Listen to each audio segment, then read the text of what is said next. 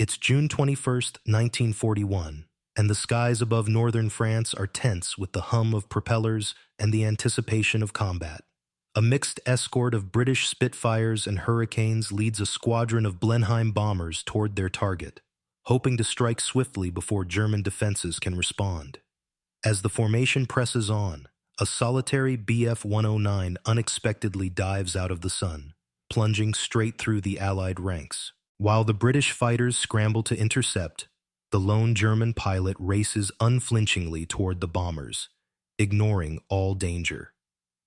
His first pass rips into a Blenheim with deadly accuracy, lighting the aircraft on fire and forcing its crew to bail in desperation. The stunned Spitfire pilots can scarcely believe the audacity. This Bf-109 has simply brushed them aside, banking on its own Luftwaffe comrades to draw the rest of the Allied fighters into dogfights elsewhere. Seconds later, the same Bf-109 launches another lightning run, weaving through tracer fire and once more zeroing in on the bomber formation. A second Blenheim bursts into flame from his cannons, its charred frame spiraling earthward. Finally, a Spitfire pilot breaks away from the chaotic furball and pursues this fearless adversary. The Bf-109 pilot banks sharply left, then right, foiling the Spitfire's aim. But bright orange tracers tear into his fuselage. Reacting instantly, the German flings his fighter into a daring inverted dive.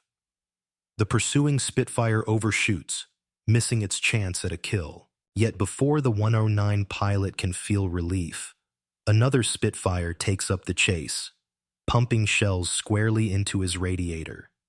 Hot steam gushes from the crippled aircraft, forcing the Spitfire pilot to peel off and rejoin the main conflict.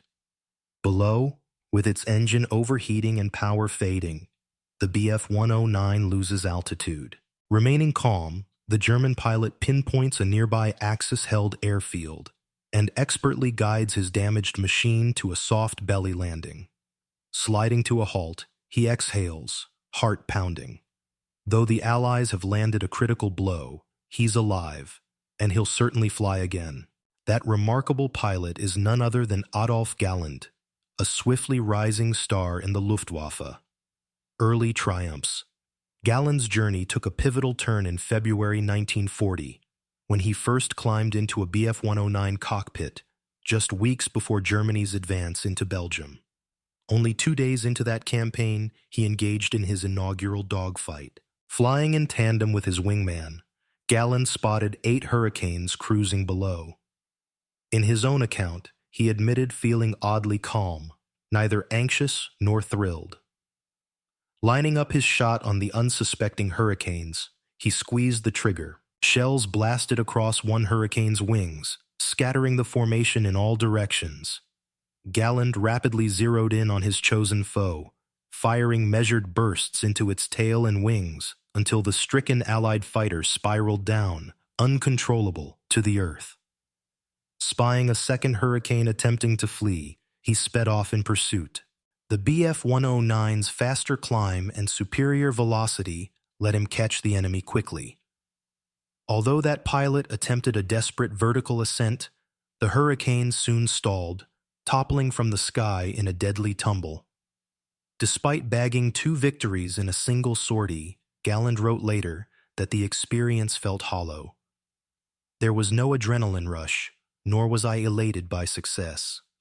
Fortune, combined with the superb design of the Bf-109, gave me these victories. In the ensuing weeks, Galland's victory tally skyrocketed, claiming 3 kills on that very day alone, then continuing to rack up further successes. By the end of the French campaign, he had 96 confirmed victories, a staggering number that, paired with his polite yet resolute demeanor, earned him substantial recognition. High-ranking generals grew fond of the young ace for both his skill in the air and his cordial manners on the ground. Yet the challenges he would confront in the Battle of Britain would test him to his core, clashing over strategy. When the Luftwaffe turned its focus to Britain, Galland and his fellow fighter pilots faced a strategic nightmare. Hermann Göring, leading the German air war, insisted that Bf-109s escort bombers across the Channel, forcing Galland's fighters to operate at slower speeds. This played to the strengths of the Supermarine Spitfire, which thrived at lower velocities and in tight dogfights. Inevitably, bomber losses mounted. Infuriated, Göring arrived in France to vent his anger at the perceived incompetence of Galland's fighter units. "Your men are cowards. They fail again and again." Remaining calm, Galland stood by his assessment that fighters flying in tight escort near bomber speed were at a crippling disadvantage. Göring scoffed at his arguments, stating it was better to lose a few Bf-109s than his precious bombers. Their heated exchange culminated in the Reichsmarschall demanding, "What do you need to protect my bombers more effectively?" Galland's legendary response has gone down in aviation lore. "I should like an outfit of Spitfires." Inevitably, tension between the two men spiked. Galland repeatedly stressed that limiting the Bf-109's natural edge made them sitting ducks for Spitfires. Göring, focused on bomber offense, refused to pivot. Still, Galland's leadership and skill were undeniable, and his rank continued to climb. By November 1941, a tragic accident left the post of General der Jagdflieger, General of the Fighters, vacant. And Göring, despite their frequent clashes, tapped Galland to fill it. The young ace accepted with reservations. He loved being in the cockpit, not behind a desk. Yet he recognized the chance to overhaul pressing issues that had crippled the Luftwaffe's fighter arm in the Battle of Britain. War in the air and at headquarters. In his new role, Galland spent as much time battling Luftwaffe bureaucracy as he did confronting Allied planes.